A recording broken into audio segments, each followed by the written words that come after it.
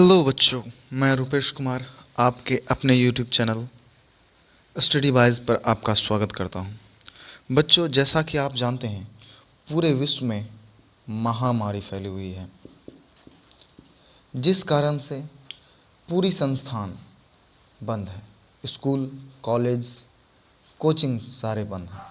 तो मैं रुपेश कुमार आपको आपके घर पर ही नवम और दसम मतलब 9वें और 10वें की पूरी सिलेबस की जानकारी देने वाला हूं आपके स्मार्टफोन पे ही। मैं इसमें दो चीज़ कवर करूंगा। पहला तो मैथ्स, दूसरी आपकी फिजिक्स होगी। तो ज़्यादा समय ना लेते हुए मैं अपना वीडियो शुरू करता हूं। तो बच्चों, चलो शुरू करते हैं। जो सबसे शुरू में मैं आपको बताने जाना हूँ वो है वास्तविक संख्या।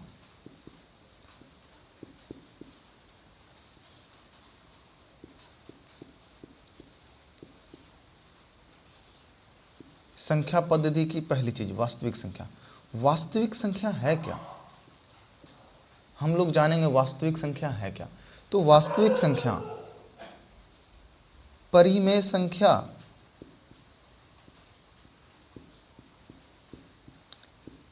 तथा अपरिमेय संख्या,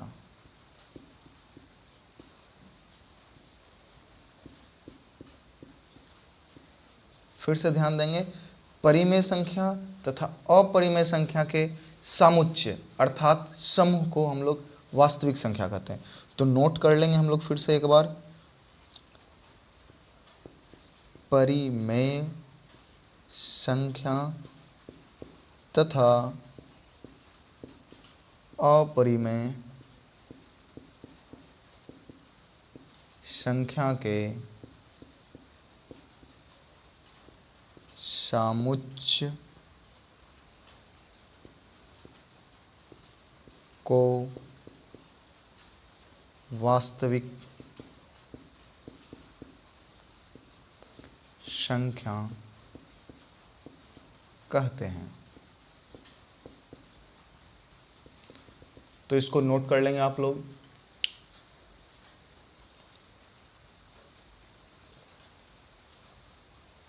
चलिए हम लोग आगे बढ़ते हैं। अब जैसे क्या हो सकता है, तो अब वास्तविक संख्या जानने के लिए हमको परिमेय संख्या भी जानना होगा और अपरिमेय संख्या भी जानना होगा। तो हम लोग जानेंगे परिमेय संख्या किसे कहते हैं। हाँ तो बच्चों शुरू करते हैं।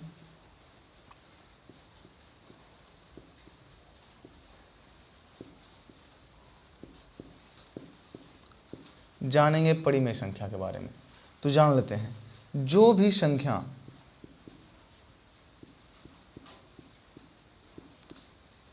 P/Q के रूप में लिखा जा सके,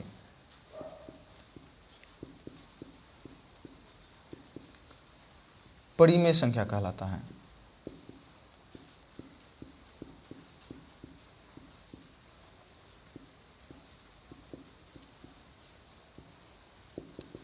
उदाहरण के लिए 3/5, 8/9, 7/12, ये हो गया आपका परिमेय संख्या। याद रखने वाले तथ्य ये है, परिमेय संख्या ऋणात्मक और धनात्मक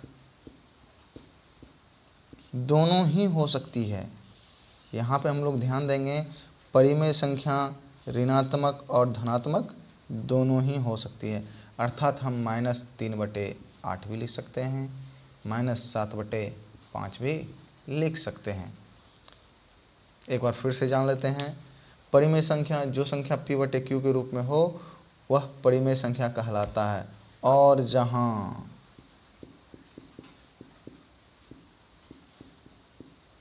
Q ≠ 0, ये लाइन ध्यान देने वाली बात है। जहाँ Q ≠ 0, ये मैं आपको बताता हूँ क्यों Q 0 के बराबर नहीं होनी चाहिए। अपनी नोटबुक पे इसको नोट कर लेंगे।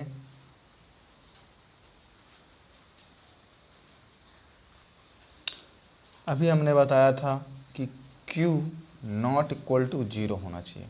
ऐसा क्यों? तो ध्यान देंगे, अगर हम 5/0 लिखते हैं, 5/0, तो यह संख्या अपरिभाषित है। मतलब इसका मान निकलेगा ही नहीं। क्यों? क्योंकि अगर 5/0 बराबर अगर हम कुछ भी समथिंग मान लेते हैं, तो समथिंग कुछ भी ABC, तो 5 बराबर क्या होना चाहिए? 0 × A, जो कि पॉसिबल ही नहीं है। इसलिए Q हमेशा नॉट इक्वल टू 0 होगा। अगर Q 0 हो गया तो वह संख्या क्या होगी? अपरिभाषित। नोट कर लेंगे।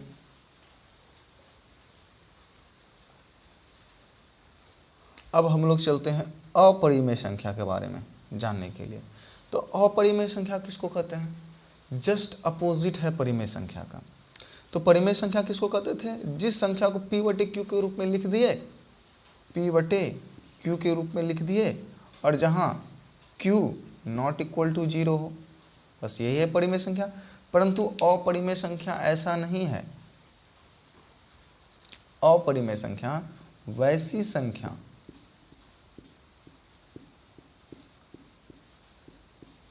जिसे हम P/Q के रूप में लिख ही ना सकें,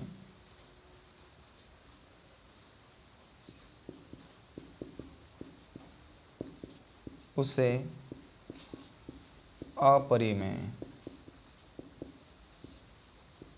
संख्या कहते हैं।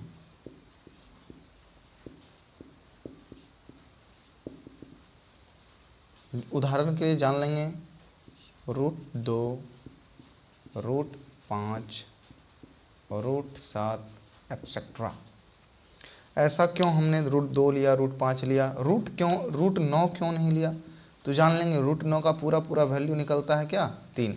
और 3 को हम लिख सकते हैं 3/1, यानी ये P/Q के रूप में हो गया। तो ये हो जाएगा हमारा क्या? कौन सी संख्या? परिमेय संख्या। लेकिन जो संख्या रूट के बाहर पूरा पूरा मान ना निकले, उसको हम क्या कहेंगे? अपरिमेय संख्या। क्लियर हो गया? तो आप लोग अपनी नोटबुक पे इसको भी नोट कर लेंगे।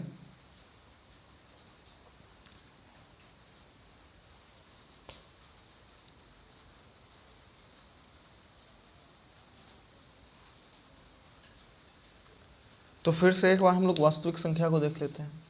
वास्तविक संख्या के बारे में हमने जाना था। वास्तविक संख्या किसे कहते हैं? तो परिमेय संख्या तथा अपरिमेय संख्या के सामुच्य को, यानी समूह को क्या कहते हैं? वास्तविक संख्या। तो वास्तविक संख्या का उदाहरण क्या ले लेंगे? √2 भी होगा, √5 भी होगा, 3/8 भी होगा, 0 भी होगा, 8 भी होगा, 3 भी होगा, -2 भी होगा, और ये और भी संख्या हो सकती है। इसको नोट कर लेंगे आप लोग। जब बच्चों हम लोग संख्या पद्धति के बारे में जान ही रहे हैं, तो कुछ और भी संख्याएं हैं जिसके बारे में जानना बहुत ज़रूरी है। नंबर 1 पे आती है बच्चों प्राकृत संख्या। तो प्राकृत संख्या वैसी संख्या जिसका निर्माण बहुत ही पहले हुआ है। तो बहुत पहले कब? बहुत दिन पहले। क्या आपको पता है? आप गिनती 1, 2, 3, 4, 5 ये कब से सीख रहे हैं? जी हाँ, बिल्कुल अपने बचपन से ही सीख रहे हैं। और वो किसने सिखाया आपको? आपके या तो पेरेंट्स सिखाए होंगे या आपके टीचर सिखाए होंगे, और वो भी अपने बचपन से ही सीख रहे हैं। फिर उनसे भी पूछेगा तो वो भी यही उत्तर देंगे। मतलब वैसी संख्या जो नेचर, मतलब आदिकाल से चली आ रही है, उसको हम लोग प्राकृत संख्या कहते हैं। तो उदाहरण ये नहीं कह देंगे आदिकाल से आने वाली संख्या को प्राकृत संख्या कहते हैं। कहेंगे हम लोग गिनती की संख्या को, गिनती की संख्या को प्राकृत संख्या कहते हैं।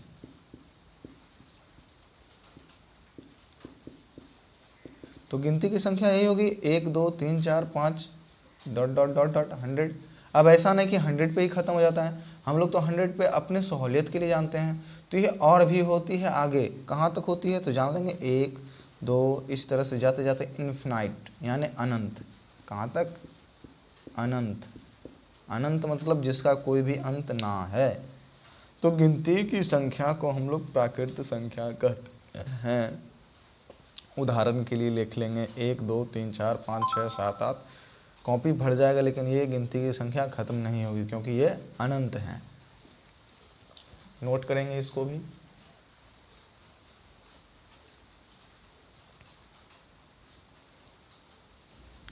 चलिए, तो बच्चों ये जो प्राकृत संख्या थी ये पूरा नहीं थी, इसमें भी कुछ चीज़ छूटा हुआ था।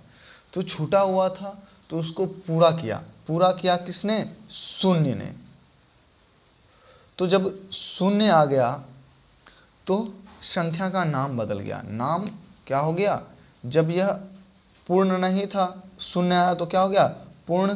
तो नंबर 2 पे जो हम लोग पढ़ेंगे वह क्या पढ़ेंगे? पूर्ण संख्या। जब तक शून्य नहीं था तब तक वह थी प्राकृत संख्या, लेकिन शून्य लगने के बाद वह कौन सी संख्या हो गई? पूर्ण संख्या। अर्थात यदि गिनती की संख्या में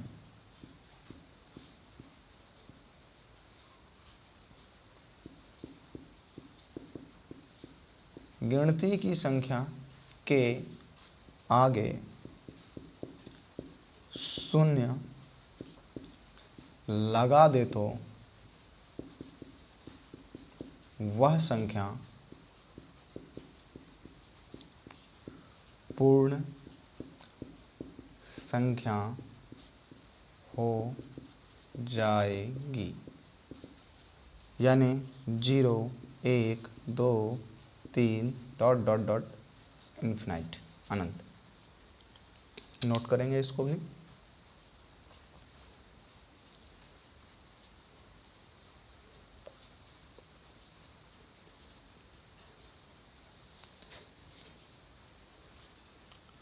अब बच्चों कुछ जरूरी बातें प्राकृत संख्या के बारे में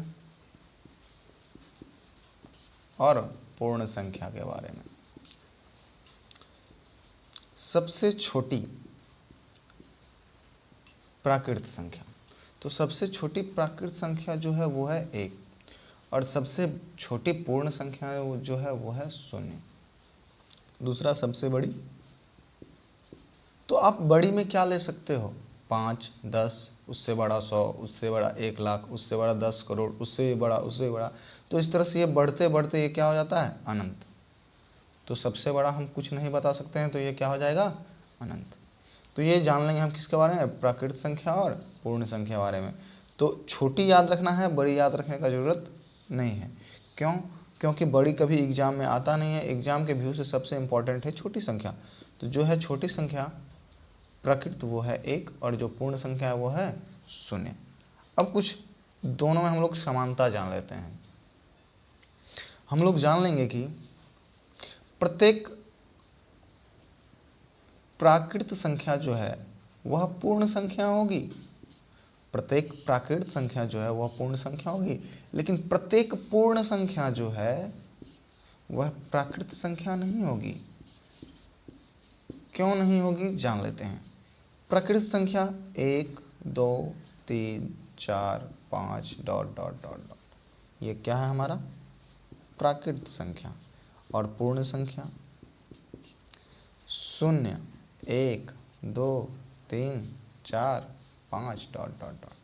तो हम देखा कि एक प्राकृत संख्या है तो एक पूर्ण संख्या भी है, 2 है 2 ये भी है, 3 प्राकृत है 4 भी पूर्ण है, 3 भी पूर्ण है, 4 प्राकृत है 4 पूर्ण है, 5 प्राकृत है 5 पूर्ण है।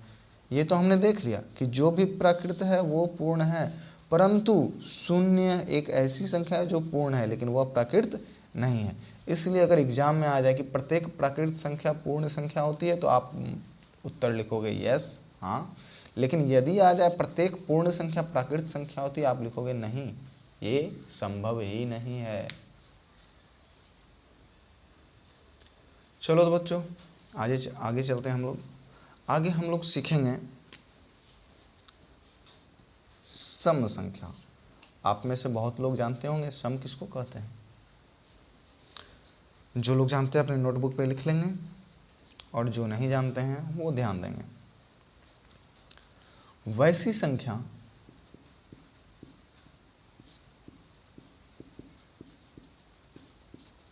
जो 2 से पूर्णतः विभाजित हो, सम संख्या कहलाती है।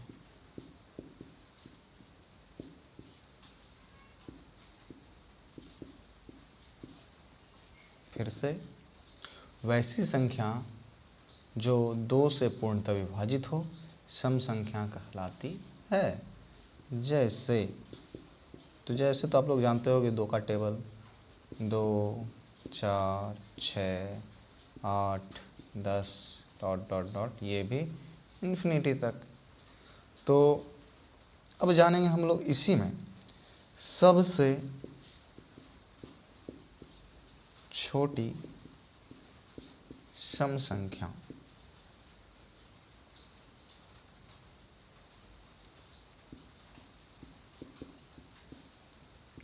जिनको पता है वो जल्दी से लिख लेंगे। उत्तर होगा 2। अगर इसी में पूछ दिया जाए सबसे बड़ी सम संख्या, इसमें आपको कुछ मिनट्स मिलेंगे, लगभग 10 सेकेंड। अपने कॉपी में जल्दी से लिखें। जिनको पता है और जिन्हें पता नहीं है वो उत्तर पे ध्यान देंगे।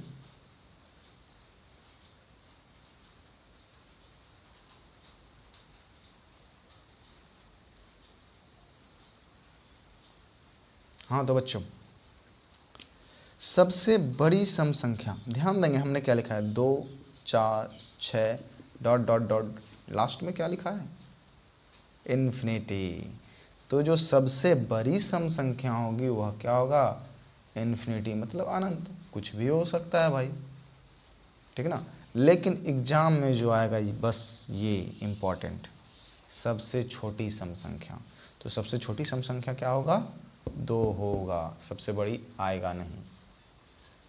सम जान लेने के बाद आप लोग को पता ही है अब क्या होगा, विषम संख्या। तो देखते हैं विषम किसको कहते हैं। तो जस्ट अपोजिट वैसी संख्याएं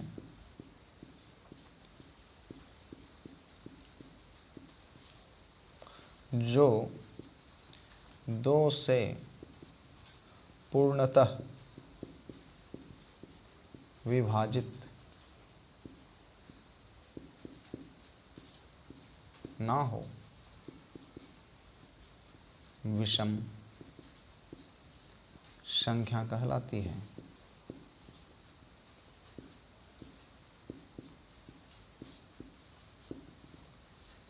उदाहरण के लिए लिख लेंगे 1, 3, 5, 7, 9 डॉट डॉट डॉट इन्फिनिटी।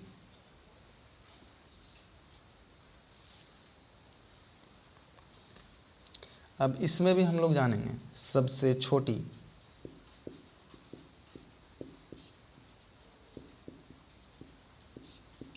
बहुतों को पता होगा, जल्दी से लिखिए।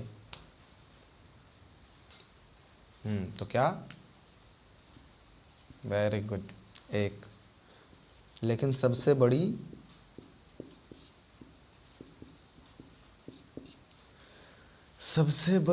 बिल्कुल सही गैस कर रहे हैं आप लोग, इन्फिनिटी ही होगा, वेरी गुड। तो सम विषम जान लिया है हम लोगों ने। अब हम लोग जान लेंगे भाज्य और अभाज्य के बारे में। जी हाँ, भाज्य और अभाज्य। भाज्य किसको कहते हैं, अभाज्य किसको कहते हैं, ये जानना बहुत ही ज़रूरी है। चलिए, नोट हो गया। तो बच्चों, भाज्य तो बहुत लोगों ने अपने अपने तरीके से भाज्य की परिभाषा दी है, हमने भी दिया है। तो जानेंगे भाज्य के बारे में। वैसी संख्याएं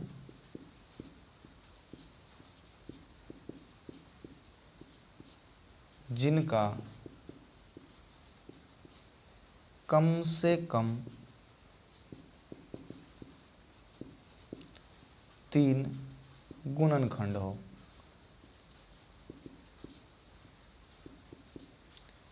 या वैसी संख्या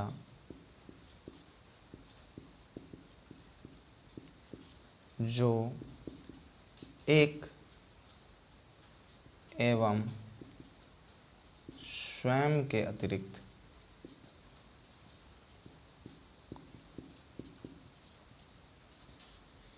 किसी तीसरी संख्या से भी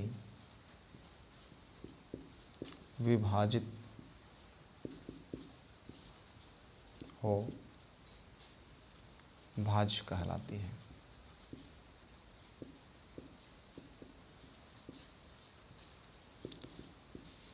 अब जैसे हम लोग जानेंगे भाज्य, मैंने पहले संख्या लिख दे रहा हूँ, फिर हम लोग चुनेंगे भाज्य कौन कौन से। 1 2 3 4 5 6 7 8 9 10 11 12 13 14 और ये लास्ट 15, अभी फ़िलहाल यहीं तक।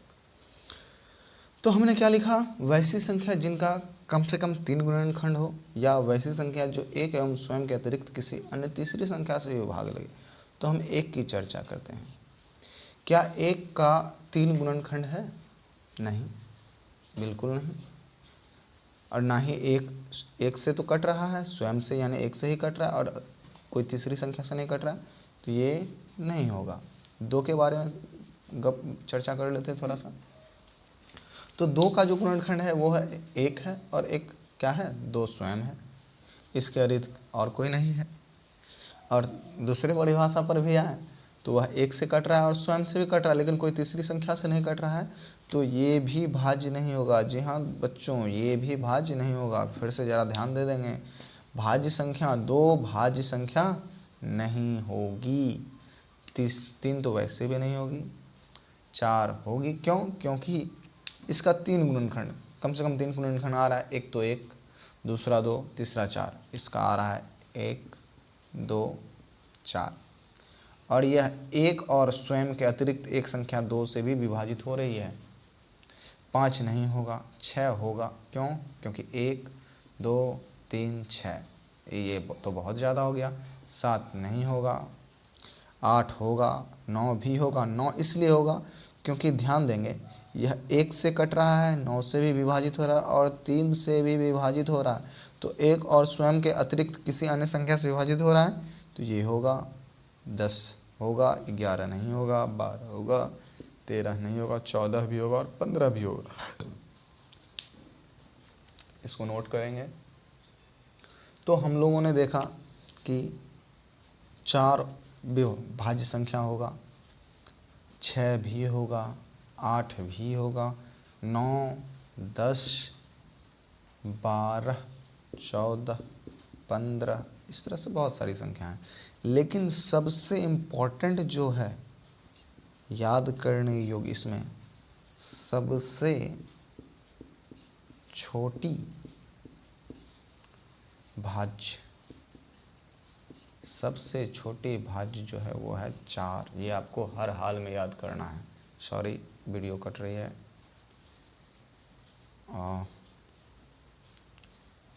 सबसे छोटी भाज्य संख्या जो है वह है 4। जहाँ नोट करेंगे।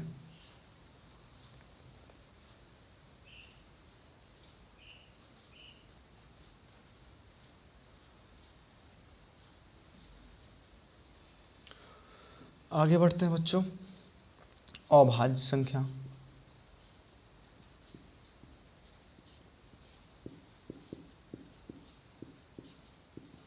तो अभाज्य संख्या किसको कहते हैं? बिल्कुल भाज्य का विपरीत, वैसी संख्या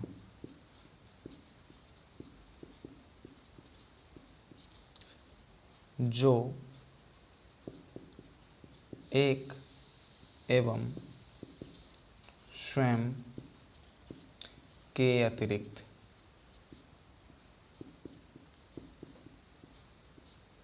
किसी अन्य संख्या से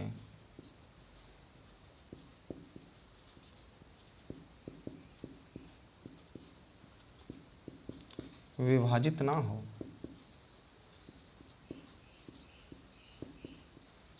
वह कहलाएगी अभाज्य संख्या।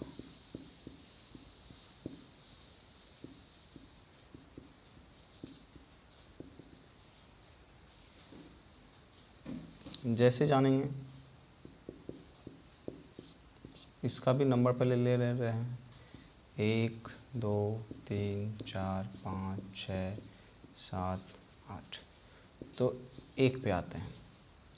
तो 1 का 2 गुणनखंड हो रहा है क्या? नहीं, 1 का सिर्फ एक ही गुणनखंड है और वो है 1, तो ये नहीं होगा। 2 का 2 गुणनखंड है, बिल्कुल यह 1 से भी कट रहा है और 2 से भी कट रहा है, तो ये होगा, ये भी होगा, ये नहीं होगा क्योंकि ये 1 2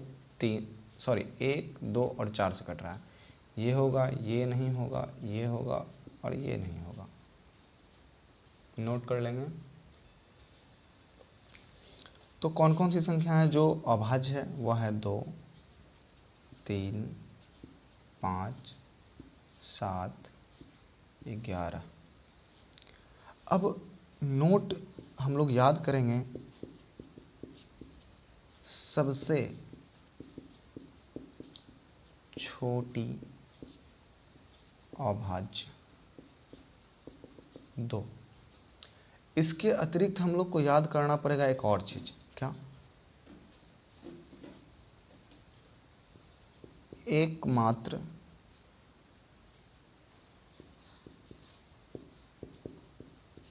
संख्या जो सम तथा अभाज्य दोनों है, वह कौन सा है? 2।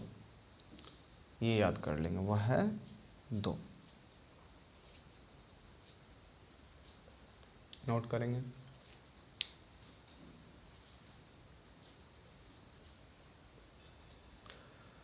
तो बच्चों, आज का सिलेबस यही, परंतु आज मैं आपको एक बोनस फैक्ट भी बताने जा रहा हूँ, वह है संपूर्ण संख्या।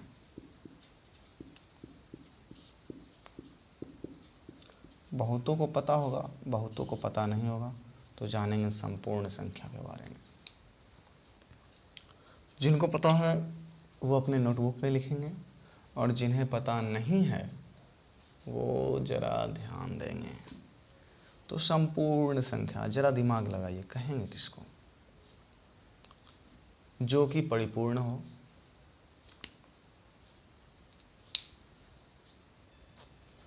हाँ। तो बच्चों, जानेंगे संपूर्ण संख्या के बारे में। वैसी संख्या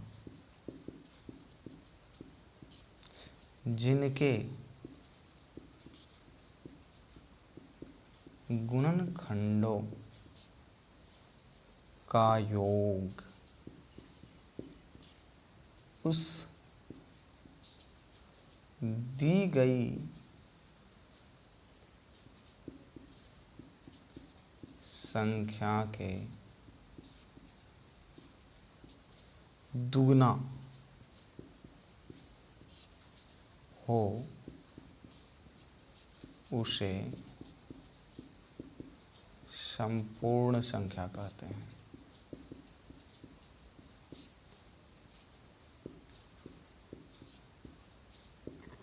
नोट कर लेंगे। उदाहरण में 6 28, इसको हम लोग समझेंगे कैसे 6 और 28 संपूर्ण संख्या है। पहले नोट कर लेते हैं इसको।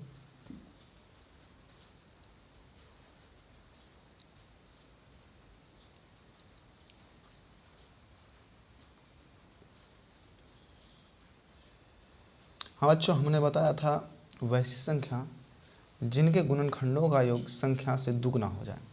उदाहरण में हमने लिखा था एक 6 और एक लिखा था 28। तो अपने कॉपी में आप लोग 6 का गुणनखंड लिखेंगे, 1, 2, 3 और 6। तो हमने बताया था गुणनखंडों का योग, तो जोड़ लेते हैं, 1 + 2 + 3 + 6 जोड़ते हैं। 1 + 2 3, 3 + 3 6 और 6 6 12। तो क्या ये 6 का 2 गुना हो गया क्या? 6 का 2 गुना हुआ ना, तो यह हो जाएगा संपूर्ण संख्या। तो वैसी संख्या जिनके गुणनखंडों का योग दी गई संख्या का कितना गुना हो? 2 गुना हो, संपूर्ण संख्या कहलाता। इसी तरह से 28 का देखेंगे, इसका गुणनखंड 1, 2, 4, 7, 14, 28, ये होता है इनका गुणनखंड। यानी इन सारी संख्याओं से 28 विभाजित है। तो अब ऐड कर लेते हैं, 1 + 2 + 4 + 7 + 14 + 28 हो जाएगा 56, यानी 56, सॉरी 56, जो कि 28 का 2 गुना है।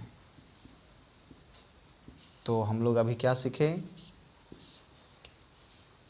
संपूर्ण संख्या। तो संपूर्ण संख्या उसको कहेंगे जो दी गई संख्या का गुणनखंड उस संख्या का क्या हो? दुगुना हो। दी गई संख्या का गुणनखंडों का योग उस संख्या का दुगुना होगा, तो वह हो जाएगा संपूर्ण संख्या।